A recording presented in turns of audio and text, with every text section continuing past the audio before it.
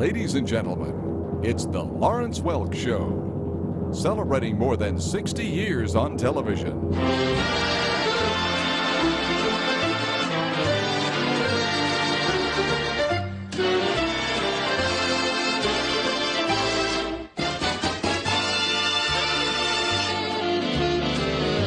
Now sit back and enjoy the show selected especially for public television.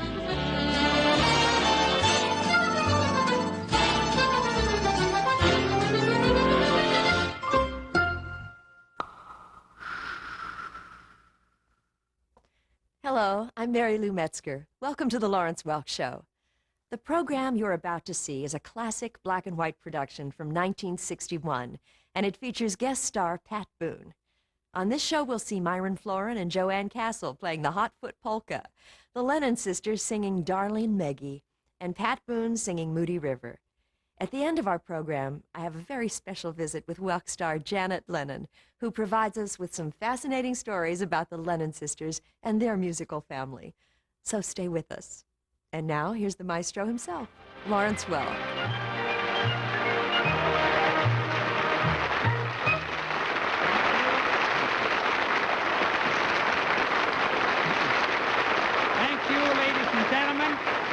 Thank you very kindly. A pleasant good evening, friends. Welcome to our weekly date with music and fun. Irving Berlin's fine song, A Pretty Girl is Like a Melody, opens our show. 1 and 2 and 3.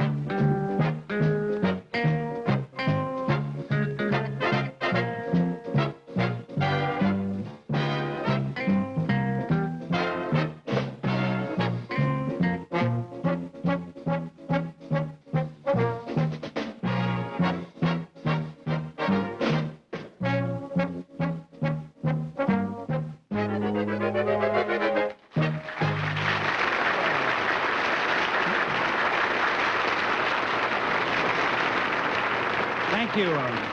And for the number 2 spot on our show, we usually take you to our production area. This evening, we think you will enjoy what our producer, Ed Sobel, is doing with the song, Spring, Spring, Spring.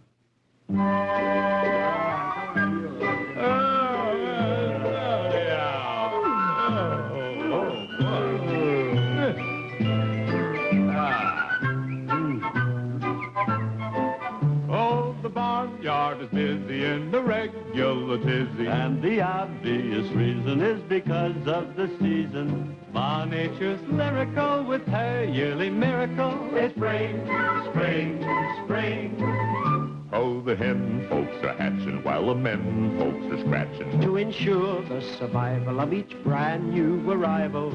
Each nest is twittering, they're all babies centering. It's spring, spring, spring. It's a beehive of budding son and daughter life. Every family has plans in view. Even down in the brook, the underwater life is forever blowing bubbles too. Every field wears a bonnet with some spring daisies on it. Even birds of a feather show their clothes off together. Sun's getting shinery to spotlight the finery. It's spring, spring, spring.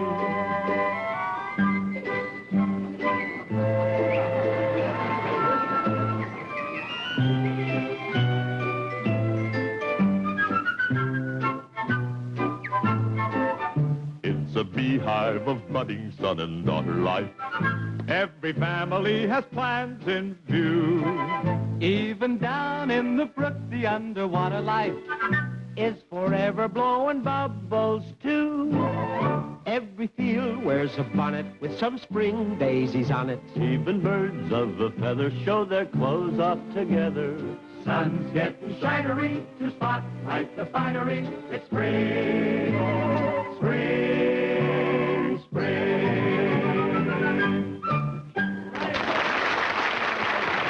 Nice number.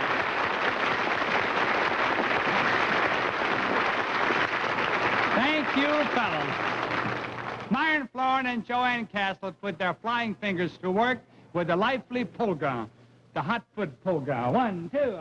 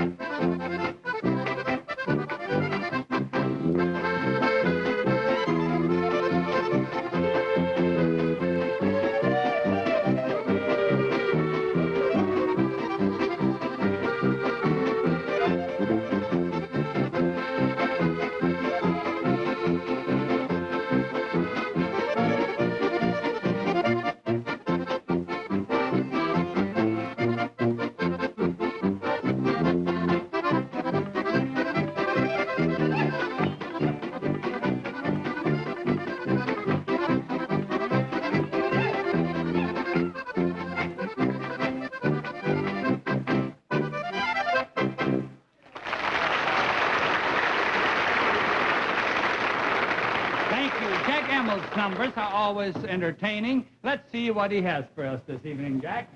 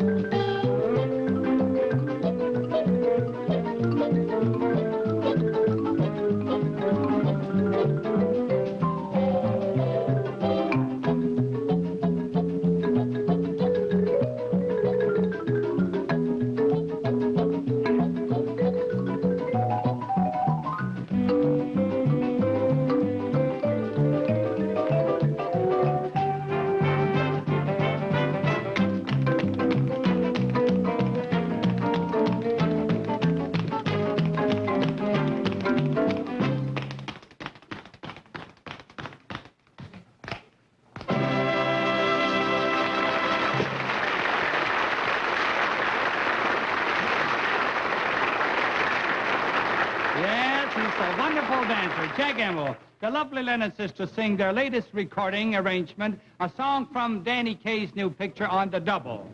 The song is called Darlin, Meggie.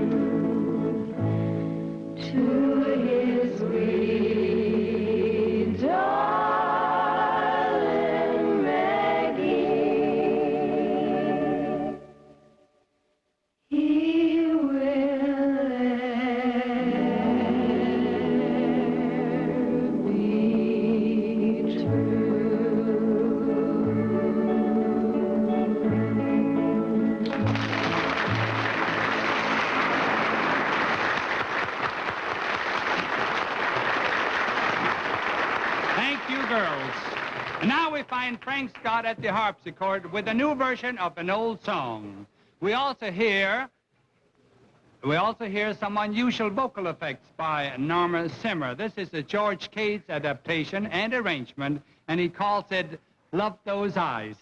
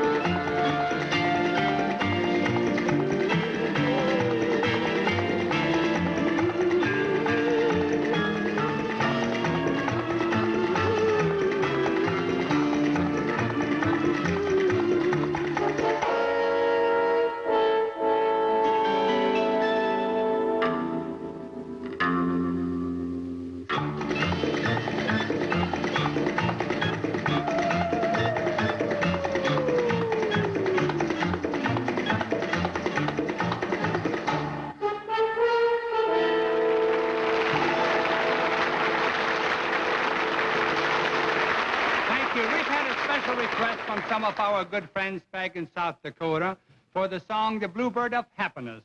And here is Jim Roberts to sing it for you.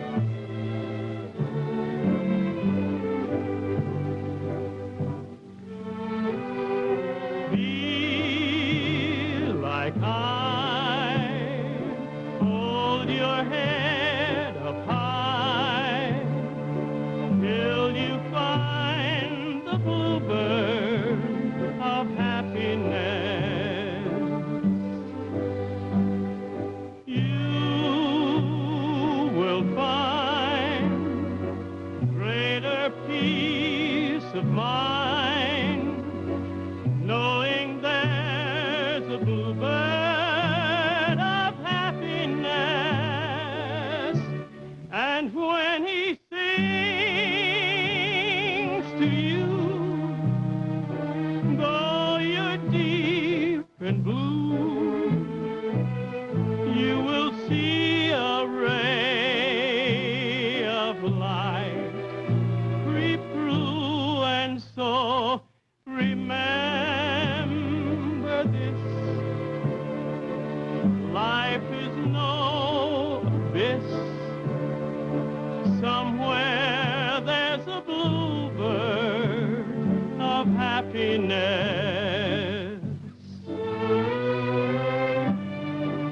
The poet with his pen, the peasant with his plow. It makes no difference who you are. It's all the same somehow. So don't envy those you meet. It's in the game, the bitter and the sweet. And so when things don't seem so cheerful, just show a little fight. For every bit of darkness, there's a little bit of light. And when he sings to you, though you're deep and blue, you will see a ray of light creep through. And so remember this: life is no abyss. Somewhere there's a bluebird of happiness.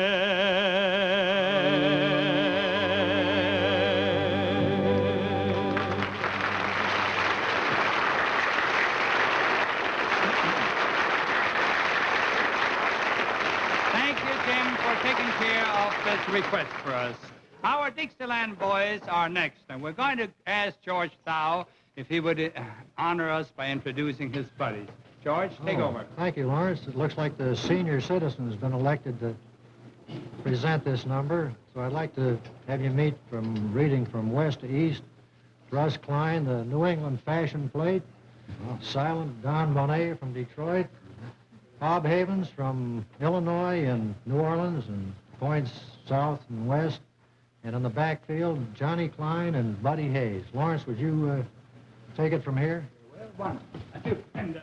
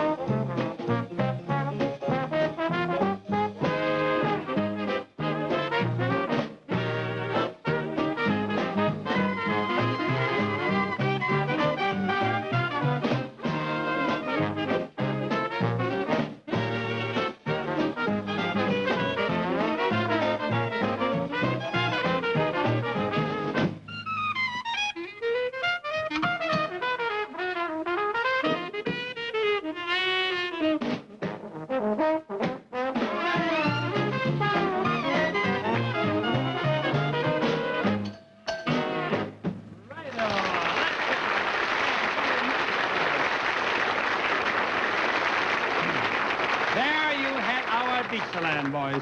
Now, here's a beautiful gypsy song that's been around for a long, long time. We know you will enjoy the way Norma Zimmer will sing it for you.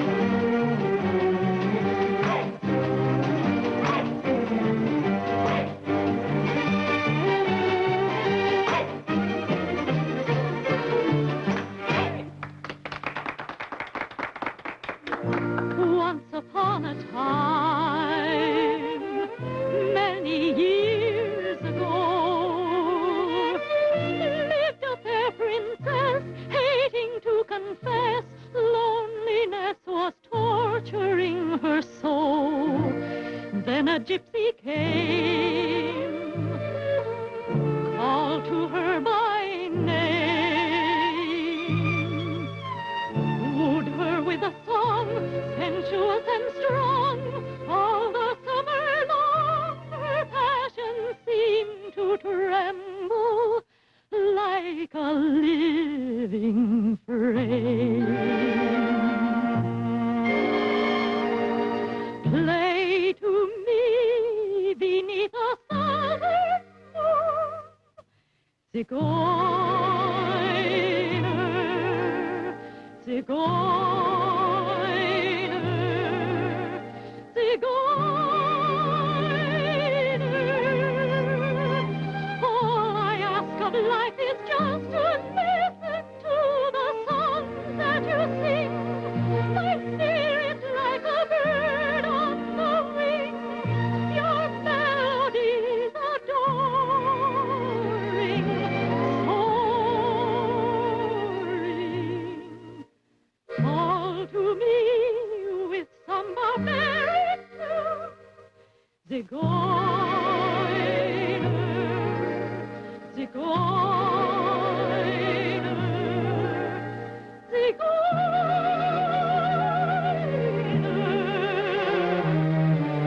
Now you hold me in your arms, play to me for just a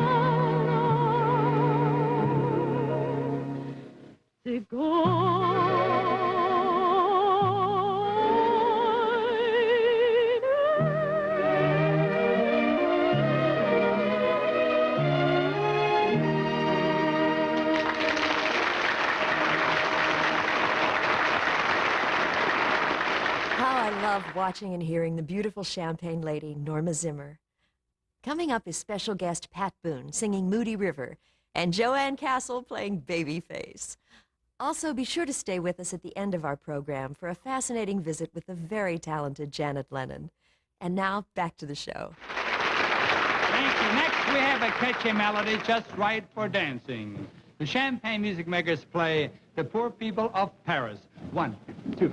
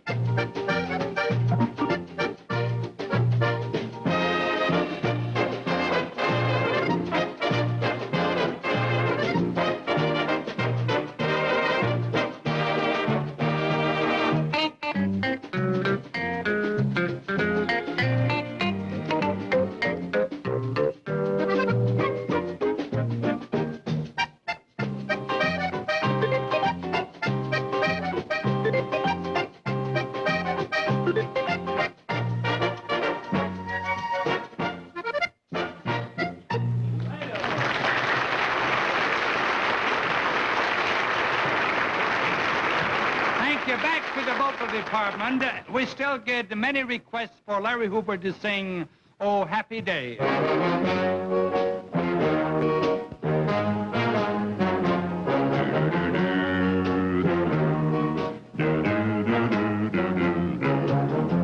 The sun is shining, oh happy day. No more troubles and no skies of gray. Ever since you said those words to me,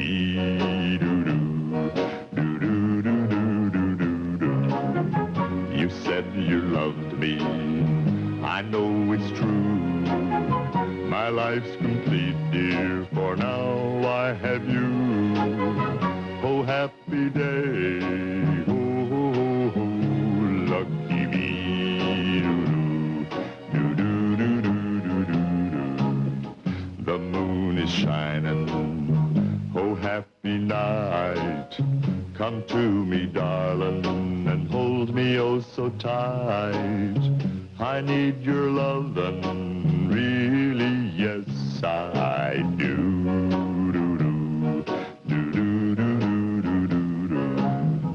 You said you loved me, I know it's true. My life's complete, dear, for now I have you. Oh, happy day, oh, oh, oh, oh, lucky me.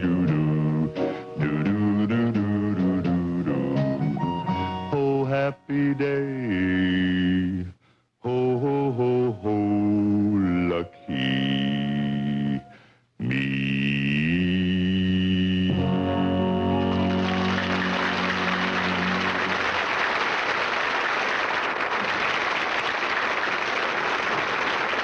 You see, folks, Larry hasn't had a chance to change his clothes. Larry, the boys just told me that you look cute that way, so keep them on.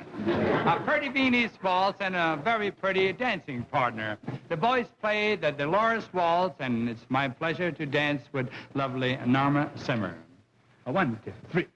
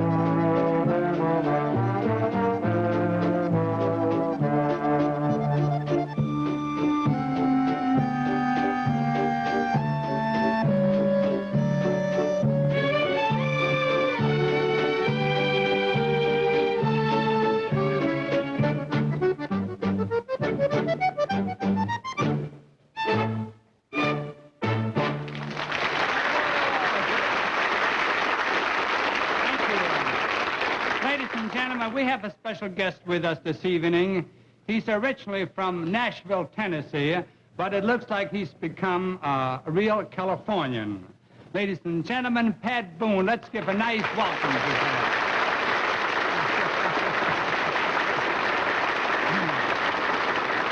Pat, you know, We always have trouble in our show here with tickets. We don't have enough room for all the people that want to come and see us. And you gave us extra problems this week.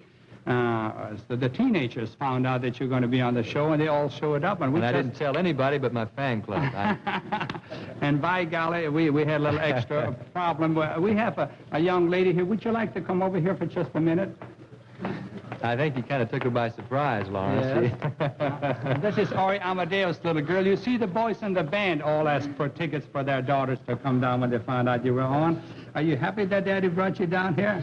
Oh, definitely. You are, huh? Did you come down to see your godfather or Boone? Huh? Both.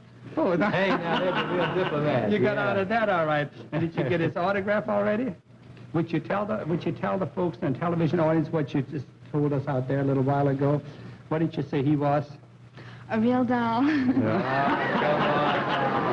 Make me blush here. Well, anyway, Pat, it's real nice to have you with us, and we'd like to ask you to go over there on our special production area. I think you'll like the nice production number Lawrence. that we have for our producer at Sobo. Thank you very much. And now, friends, Pat Boone has had 12 gold records, and it looks like he has another one coming up, Moody River. This record is already very, very big all over the nation, and when you hear it, you will understand why. Ladies and gentlemen, Pat Boone singing his newest recording, Moody River.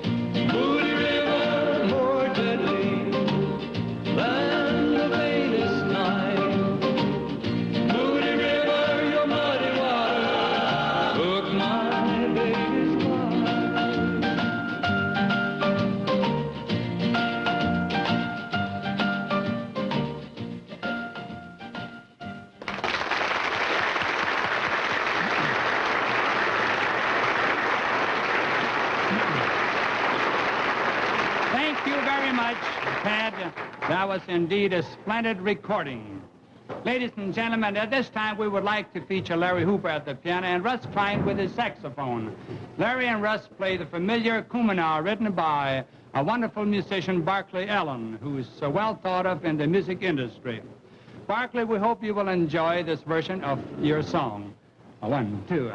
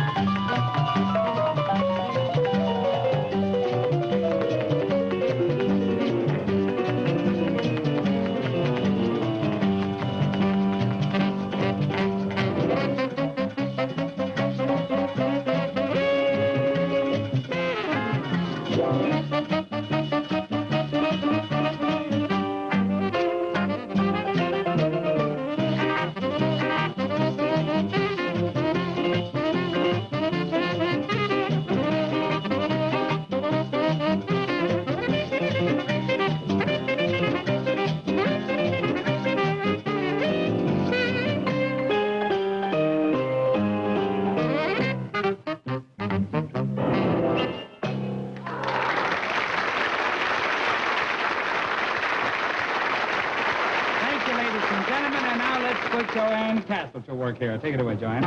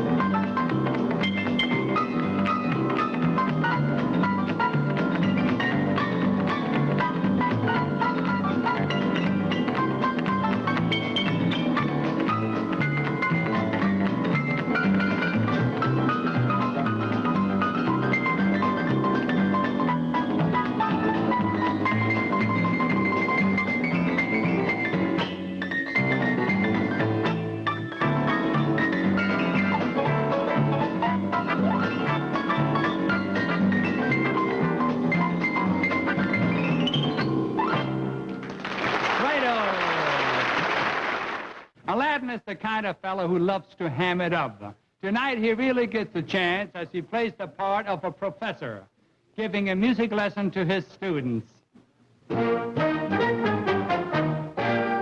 Now here's a music lesson that is good for anyone. Oh, this will be fun. Yeah, that will be fun. Here's a simple way for learning music now. But please pay attention, and I will show you how. First the drum, he makes a great big boom, boom, boom. Cymbal next, makes a little zoom, zoom, zoom. Boom, zoom. Tra-la-la-la-lay. It's fun learning music when it's done this way. Violins, they make a little blip, blip, blip. And the bass, he makes a great big trim, trim, trim. Blim, trim. Tra-la-la-la-lay. It's fun learning music when it's done this way. Now, you put them all together, and then very soon, you'll find that it makes such a pretty tune. Add people singing tra-la-la, and you have got an opera. Now, the trombone makes a great big... And the piccolo, he makes a little... Yeah, yeah, yeah. Ah, yeah. Tra-la-la-la-lay. It's fun learning music when it's done this way. Any sound that can come along, long, long can be used for a happy song, song, song. Boom, zoom. Blim, jim. Top, yeah. Tra-la-la-la-lay. It's fun learning music when it's fun learning music when it's fun learning music when it's fun learning music when it's done this way.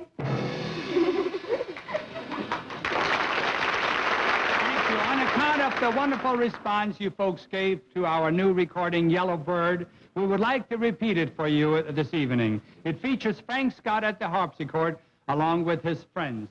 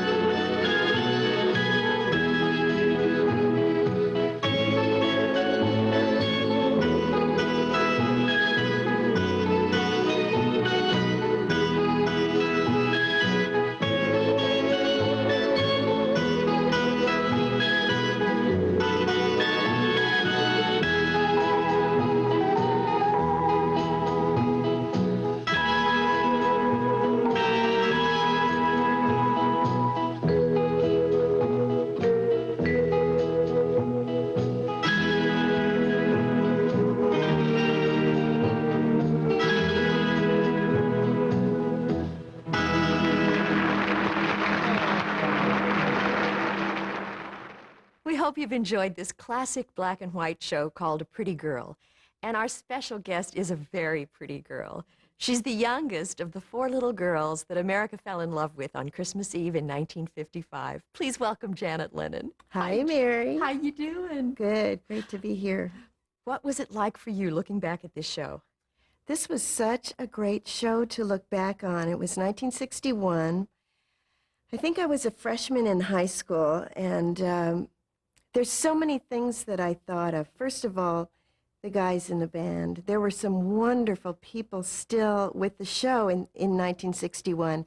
Jerry Burke, our organ player, who taught us when we were kids how to do crossword puzzles, and he introduced us to Charlie Brown Peanuts, the cartoon in the newspaper, and Rocky Rockwell, whom we just loved so much, like a big, big, wonderful brother, and Larry Hooper and Aladdin, so many wonderful people. We came from a fabulous home, a warm home. And when we would go to work every Saturday, we were at another fabulous home. So not only the guys in the band, but the crew was wonderful. And in those days of black and white at ABC, the studio had not been built for color yet, and they had not made this big, huge, modern, wonderful studio. So when I looked at that, I remembered the days that they didn't even have a commissary there, so we would brown bag it to that studio, and we would all eat lunch together and then have a jam session on our lunch break where the guys in the band would not play their regular instruments, but they would play somebody else's instrument. A trumpet player would play the bass and whatever. And we would dance, we would all dance, and Ori Amadeo taught us how to do the Lindy, on our lunch break. Or we would put up light standards out in the dirt lot and put a volleyball net across, and we would play volleyball. And we loved the crew and we loved the band, and it was just a wonderful family. And it was still in the days of live TV, so we had to show up and do our work. We had to know what we were doing, but we could play a little bit too. Now, Pat Boone guested on this show. He did. That was a wonderful memory. You knew him well. We did. The summer before that, we had traveled with him. We did a state fair circuit with him. It was Pat Boone and the Lennon Sisters, and a lot of people will remember Sid and Marty Croft in their marionettes. And we traveled by bus across the Midwest, and we did the state fairs, and they were just wonderful. We had a great time.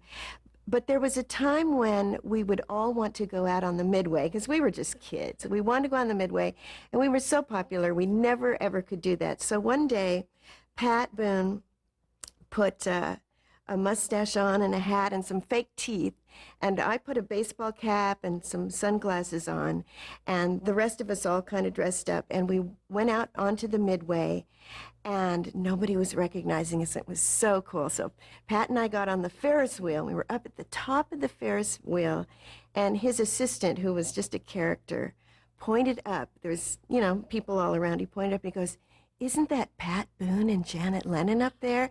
And this whole crowd came. And when we got off the Ferris wheel, we were just inundated with autographs and pictures. But it was really fun. We had a great time with him. You told me that doing a solo was a trauma for you in those days. It always was, and still is. It's just that I'm a grown-up now, so I can't cry and kick my feet. But for whatever reason, I just have terrible stage fright. And in the early days, because I was the baby, Mr. Welk loved to have me do solos.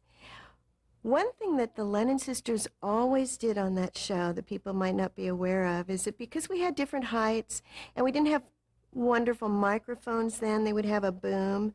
They always wanted to get our blend correctly. So we would go in every Saturday morning and pre-record our song. We would record it for the show that Saturday for the show night. That day, and then when the show was on, we would lip sync.